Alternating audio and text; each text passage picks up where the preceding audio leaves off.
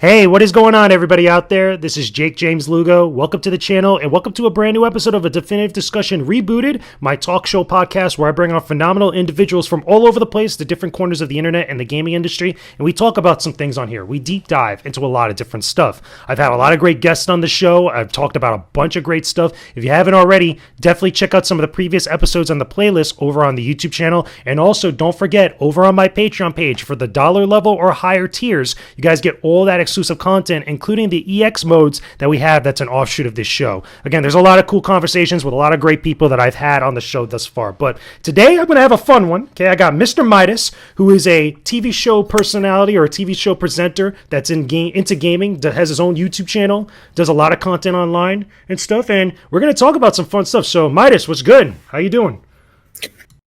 Firstly, thank you for having me on the show. I'm super excited to be one of the phenomenal guests that you've got on. Yeah, of course. Every guest that I have on here is phenomenal. So if you made it here, then it's like, okay, you got the phenomenal status like pinned onto you. Like that's like a bullet point you could put on right on your notch. It's like, yes, okay. But this is cool because I can update my resume. Yeah, there you go. Put it on your LinkedIn. There you go. That'd be awesome.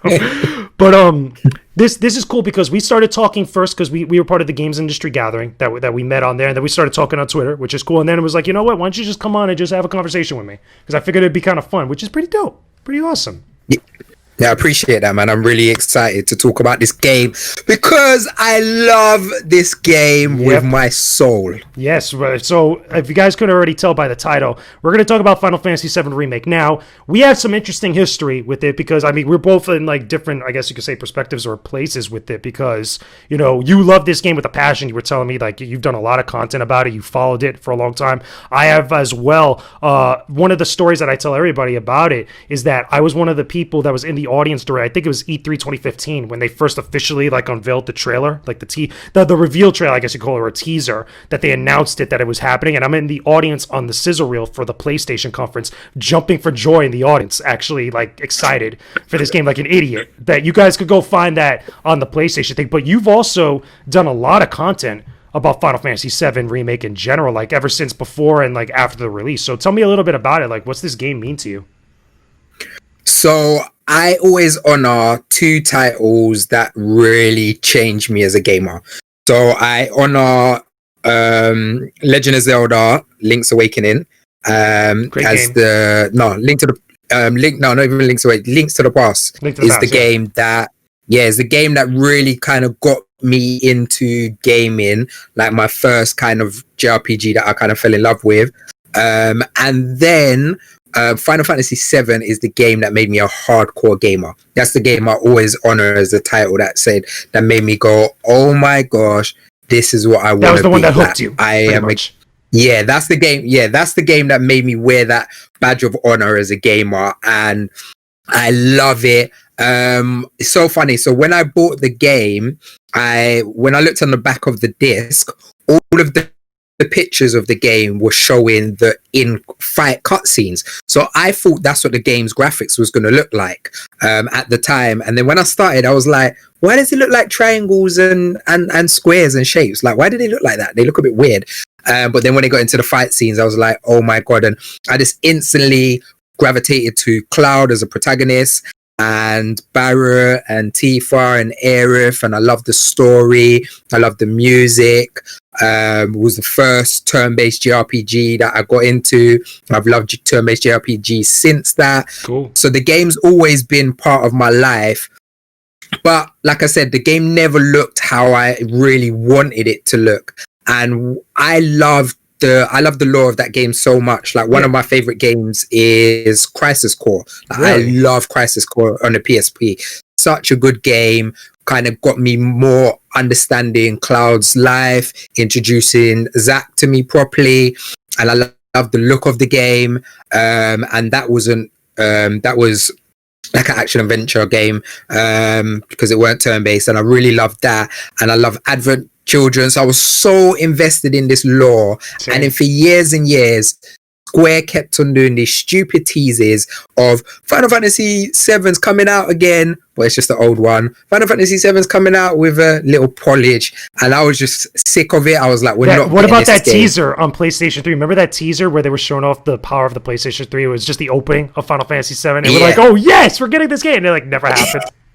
No, it just hurt me. So that same E3 that you was at and you was jumping, I remember being in my bedroom watching this, like, because I'm based in the UK, so I stay up to like 2 o'clock in the morning, 3 o'clock in the morning to watch E3s, and I'm staying up early hours of the morning, and I'm seeing what looked like Midgar, and I'm like, no, they're not doing it. That's exactly. Funny enough, you say that. That's exactly what everybody in the audience said when they first started seeing that, and it just gradually just increased the hype as it went through. And then when you see the Buster Sword, I lost my mind. You know what the moment was? The moment was, I remember being in that audience, right? The moment that everybody popped off was when, after they showed the logo and everybody knew what it was, and then it just said remake. That's like the equivalent of like getting like a Half-Life 3 teaser, and then there's like the words confirmed just there. It's like everybody just lost their stuff. It was insane. And so that excitement, like, just was with me for years, and I've been lucky enough to work in the gaming industry for like 5 years. So like I said, I'm a TV presenter over in the UK. I also create content and produce content, and I've got a show in the UK called Games, Gadgets and Rhymes, where we get recording artists over here to go head to head on the latest console games. Nice. And whilst producing that show, I've like had a great relationship with Square, and they've always looked after me with games and stuff like that, but I've never worked with them on a professional level other than me reviewing stuff and them sending codes. But when Final Fantasy Remake, when it started getting release dates and stuff like that, I got a phone call like, Midas, how do you feel about doing a special edition of your show? Because I've done various specials like Call of Duty ones, NBA Live ones and stuff like that, around Final Fantasy VII Remake. And that's probably the quickest yes I've ever said in my life. We didn't even talk about money. I was just like, yes. I'm down. Like, let's go. I'm down. Let's go. This game is a pinnacle of my life, and working in gaming now, and I love working in gaming. I love talking about games just like yourself and interacting with people about games and reviewing games. But it's so mad that if I never played that game, I may not be in the position I am in my life, and that's how important this title is to me.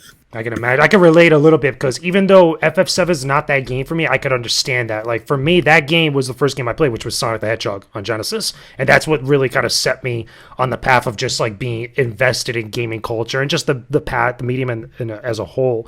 With Final Fantasy VII Remake, the reason why this is so cool, again, because it's like a full circle thing for me. You know, from being at that E3 to actually be following the game like throughout the years that it was in development and stuff, and then finally the one time that I know that like I had that moment where like your hairs kind of stand up was the first time I got to play the demo at was it last year's or the years prior E3 before it came out. And I remember like sitting there and like hearing the remix music and everything else was just so awesome. It was just so much fun, and so like it was like, man, this is actually like really happening. And I think a lot of people really felt that as well. I mean, did you have that moment at some point when you finally got to play it? I make you laugh. I've played that demo 10 times. 10 times, literally. Like, the first time I played it is Square did a industry event over here where they invited a load of journalists, and I got to play it there for a few hours. That's the Scorpion Tank thing, right? That's the Scorpion Tank demo that everybody played? Yeah, exactly. And then we've got a big event over here called EGX, and they had it at EGX, and I know like the Square team so well. Like, I'd be walking around EGX and I got to play it, then I'd go and play something else, and then I'd phone them and like, can I come and play it again? And they're like, all right, come on, Midas. And then I'd go back and I'd play it, and then I'd go and like watch Cyberpunk, and then I'd call them and be like, can I come and play it again? Oh, they're like, oh, how many times are you gonna play this demo? But it was just like, I think the reason why I was so excited is I love Square, but Square makes some stupid ass mistakes. They make some stupid ass games, and sometimes like they really destroy things that we love.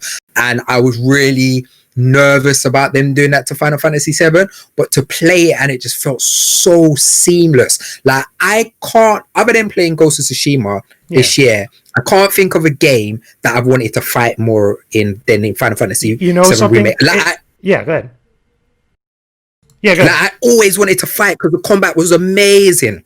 Yeah, I was gonna say that. Like, I think the only other game that might give us that this year is probably Cyberpunk when it comes out later in the year. Because Final Fantasy VII, when I sat down, or Remake, when I finally sat down to play it and stuff, I just played it nonstop for a while, and I'm feeling like the same way about Ghost of Tsushima as well. And I think that there's very few games that come out, especially all in the same year, that end up letting people feel like that. Not just myself, but many others as well. And I feel like Cyberpunk is gonna be that other game that does the same thing.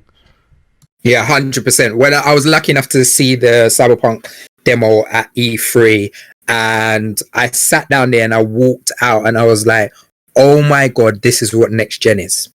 Yeah, for real. You know what's another one that I could think of that made me feel that same thing? Spider-Man on PS4. Spider-Man, for that one specifically, I played that one in isolation, like not even doing it for like content and stuff, and that was another one that made me feel that same way.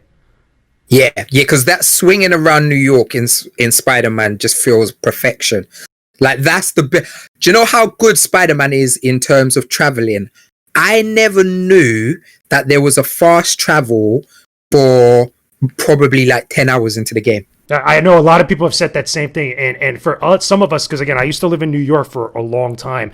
That's having been to those locations. There's like another layer on top of it, but like everybody agrees, it's like very few people use the fast travel unless you were doing like specific side missions and stuff. You were just swinging because it was just fun to get around New York like that.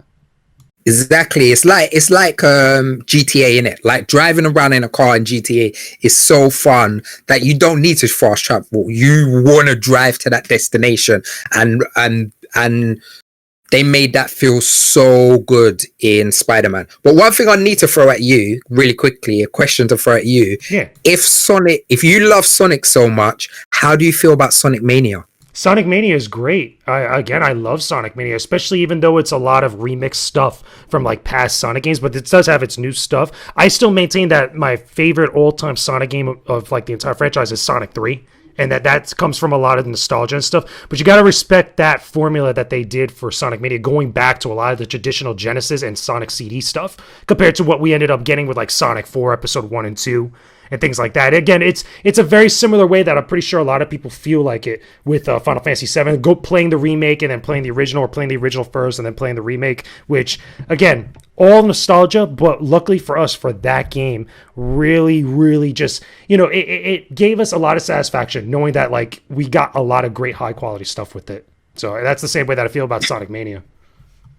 I think, because Sonic 2 was my favorite Sonic game, and I personally think Sonic Mania is the best Sonic game that's ever been put out, and that's a huge statement. I can understand that, though, because a lot of people do love Sonic 2. A lot of people, you got to respect Sonic 2 because it introduced Tails, it introduced more levels, and especially the multi-act stuff that you got from the original Sonic, but like done in a better way.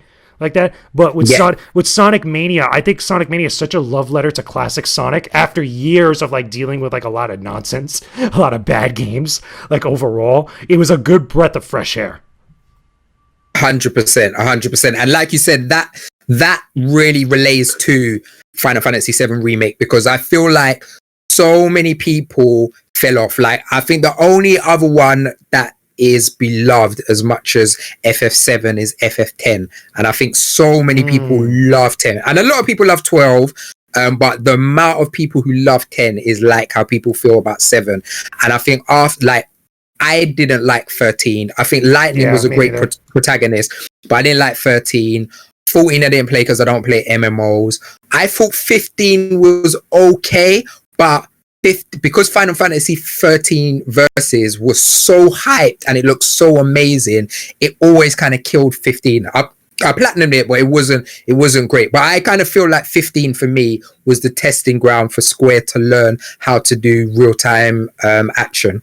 Yeah, something I could agree with that to an extent, because believe it or not, I actually feel that the game that people feel that similar for, or at least the games I should say, is not 10 for me. It would actually be Final Fantasy 4 and Final Fantasy 6 Again, but those are like older 2D sprite games, not like in the 3D era and stuff. And I agree with you that what they were doing in Final Fantasy 15 clearly made its way into Final Fantasy 7 Remake, especially with, you know, the catering, trying to cater to both audiences, because with Final Fantasy 7 Remake, you could have your turn-based combat, which is very similar to like the traditional old school one from the original 7, but like it just feels good to get into stuff and to be part of the action and fight with all the different characters in that was it that real-time combat type of way, which is influenced by Final Fantasy 15, which is influenced by Kingdom Hearts, definitely, because a lot of the same people probably worked on it and stuff. But one of the things I also really like about 7 Remake, and I think there's really the cornerstone, or one of the cornerstones that really made this game special and spoke so well to people, is just the way that the characters were reimagined. You know, because they did the remakes of the voices, you know, the voiceovers for the different characters. They have different voice actors playing them, not the original cast from like Advent Children and stuff. But also, you could see a lot of nuance in a lot of the different performances, specifically Barrett. I think Barrett has some of the best like little moments out of the entire game for me. But what do you think overall? So I got the pleasure of interviewing the voice actresses for Aerith and Tifa on Final Fantasy VII Remake. And one of the things that I really kind of pushed them to kind of find out was, how did you feel voicing this game that has such a beloved franchise? Like, how did you go and do that with that much pressure? And they both basically said that literally they were so scared. Like, every single time they went in, they thought, after the first 3 or 4 recordings, they both said they thought he was going to get fired because they thought that they just wasn't good enough. But all they did was go in there with passion and love. And the reason why I think Final Fantasy VII Remake is so great is because there's so much passion in that game and there's so much love. Like with FF15 had so much drama. Like, it had verses, then this person got fired, then they brought somebody else in and they couldn't complete the long it. development cycle, which is another one. It took for so long, dude. Yeah, like it just had so much issues. Where with FF7 Remake, like, because people get mad that it's in parts, but the only reason it's in parts is because the team started making it and was like, this game's so amazing, like we can make this so bigger than it originally was. Like it's just that was a big worry for me and a lot of other people, because I think the big argument for a long time, especially because remember, it was CyberConnect 2 that was supposed to be working on Final Fantasy VII Remake originally, and that's the Naruto game team, and a lot of people had a big problem with that because they were like, there's no reason why this game shouldn't be done in-house with Square Enix. But also, when everybody started hearing that it was going to be episodic, like everybody's like, listen, you could just give me that original game, okay, within those 3 discs, because we got like huge Blu-ray discs now. Just give me those worlds and very similar to it, and just transfer over and make the graphics look like Advent Children, or at least as close to it. That was, I remember, the huge like talking point for like the longest time. But I think what the one thing is that I should say that this team has done is they proved a lot of people wrong. They made everybody eat a lot of crow because they delivered big time in ways that I don't think anybody expected. I've never heard so many people have such a positive thing to talk about Square Enix since the original Lara Croft reboot. That's the only time I've had people, because Square, like for me, like I'm an RPG guy, and when you play JRPGs, like sometimes you expect certain kind of nonsenses, and there's certain things that you just kind of let slide because JRPGs are kind of very anime-esque, and sometimes the lip syncing is kind of out, or sometimes like the dialogue or doesn't really work, or it's like even watching anime, sometimes you got to play for 10 hours before it gets amazing.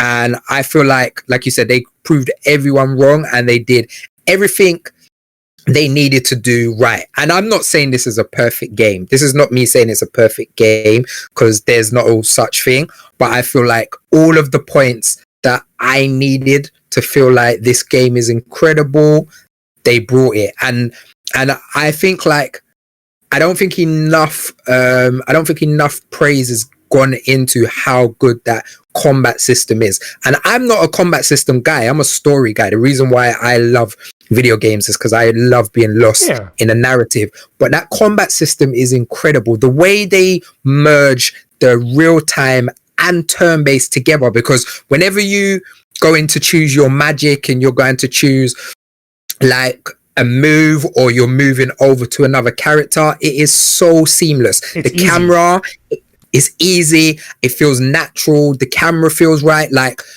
I really love Ghost of Tsushima. I think it's an incredible game, but it took me a while to get used to the combat. Like when I only had 2 stances, I weren't the best. But then when I started unlocking the other stances, I was like, oh, this flows so seamlessly. I get it now, but I had to think about what I was doing.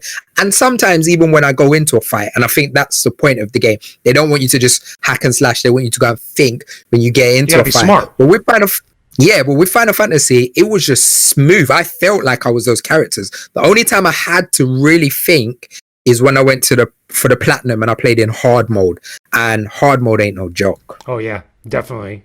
Now, here's something that we should touch on before we wrap this up, because, again, there's a lot of stuff we could talk about this game. We'd be here all day because it's so – there's a lot of stuff. And, again, real talk, for 2020, it's still my game of the year. It's still right now currently my game of the year. And, again, this is right after coming off of Ghost of Tsushima, which I haven't finished yet. I'm still working on my review for it for the channel. But also, we still haven't gone Cyberpunk. We still haven't gone a couple other games that are on their way. And, again, we had The Last of Us Part 2, but, again, that's a game I haven't even played yet, which whole nother conversation. The main thing, though, with Final Fantasy VII Remake is that we already just heard news that Part 2 is already in active development, and they're trying to get it out a lot sooner than what they initially hope. Okay, at least that'll get done. I think it's going to take a while. I think we're not going to see that game this coming year or next year or whatnot, but I think that everybody should be in a good mindset with this, because I think with Part 1, Final Fantasy VII Remake, first part, I think that they delivered and they did a lot of good stuff. And granted, they're going to take this into some very different directions. I know there's been a lot of debate about the idea of like, okay, they're not going to follow exactly the original story.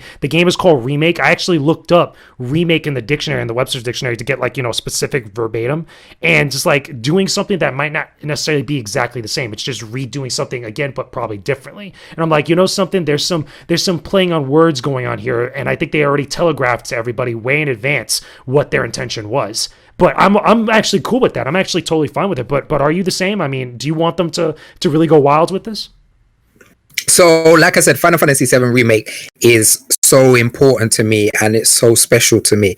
But I have that game. Like, I can play it right now on my Switch. I can play it on my Mac. I can play it on my PS4. The original, you mean? The original FF7. Yeah, the original FF7. That I still have that game. I can play it on multiple platforms. So I'm more than happy for Square to take me on a new adventure, like bending the rules of what that original is, because I've played what the game is, and there's games that are remakes that are perfect, like Resident Evil 2 remake. Like, that is a perfect remake of an original game, and they just kept it practically the same, just moving some puzzles around. But I think with all of the years of FF7, adding new things, like there's so many scenes. Like, for example, the dancing scene was a really important scene, because in the original, it was classified as completely homophobic. So for them to be able to embrace that and make it so different is super important. So I'm super down with them doing the story they want to do, and especially after completing The Last of Us Part 2, like, I think people need to give more praise to devs for letting them tell the story they want to tell, because we're gamers and sometimes we feel like we own it, and we don't, because we didn't make it. We're there to enjoy that experience alongside them. If you want a game where you're not doing that story and you want it to be your own story, go and play GTA Online, because that's what those games are. Or go and play MMO. That's a game where you're making your own story, and they just put the things in the room for you to create your own story. But if you want to enjoy the story that they want to tell, let them tell the story, man. Give them especially like you said, they've done such a good job on one. Like, give them the benefit of the doubt, man. Yeah, again, there's been a lot of discourse about it ever since the game first came out, or right before, when reviews were starting to hit and stuff. There's a lot of people that were not feeling the ending, And again, I don't want to get into spoilers here, but even though it's already been out for a hot minute, there's some stuff that really changes fundamentally what's been going on from the original story. But I think it's done so in a very interesting and a very kind of like,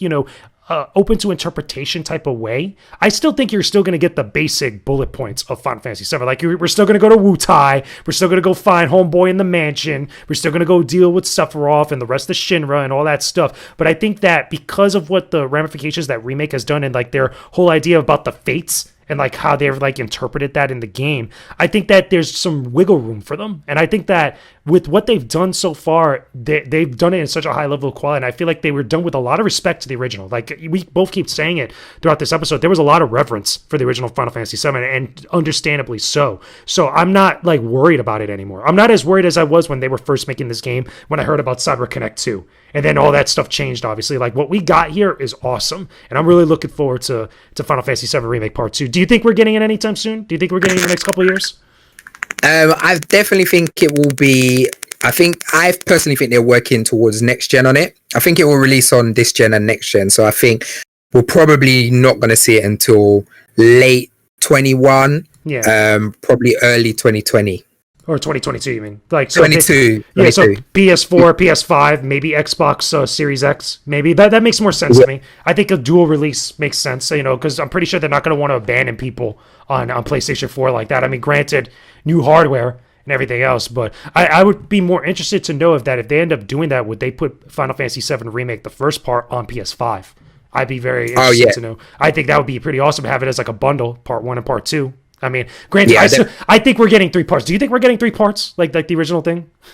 Yeah, I think that is going to be 3 parts. Yeah, I've always been saying that. I think that would make sense. That would be kind of like a nice way to connect everything in a bow, in some way. But yeah, and then who knows? And then they can release a remastered version with all of them in one case with the 3 discs. Oh hell yeah, that'd be awesome. I'm down for that. Let's make that happen, Square. I'm just saying. But anyway, let's make that happen. Midas, thank you so much for chatting up with me, talking about Final Fantasy VII and stuff. This is fun. This is dope. Yeah, it was a great episode. Thank you so much for having me. I appreciate you. Now, tell everybody where you're at. You're on the socials. You're doing things. Where can they find you? So you can check out my YouTube. So it's youtube.com/Mr. Midas Games. Midas spelled Midas. I have a show called GGR. So you can go in YouTube and put GGR.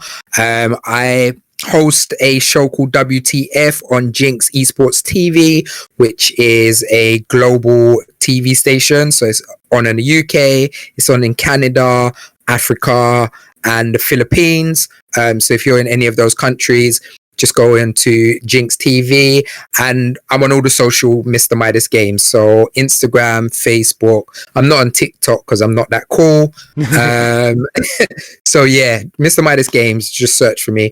And as you can tell, I love talking about games. So if you tweet me or leave a comment or whatever, I'm always down to have a discussion. Awesome. Now, we're going to talk a little bit more on EX mode because we're going to talk about some other stuff outside of Final Fantasy VII. But guys, go show them some love if you can. Let me know down in the comment section if you enjoyed this episode, some of your thoughts about Final Fantasy VII Remake or just Final Fantasy and Square Enix in general. Put all that stuff down below in the comments section. Like the video. Subscribe to the channel if you can. Spread word about it. We're trying to get past 10K subscribers. We're getting close to 2K. We're like right there too, but the goal is still to get past 10K at some point. So show some love, spread around, and hopefully we could break that goal. But from both of us here, we will talk to you again very soon. Peace out and stay epic, everybody.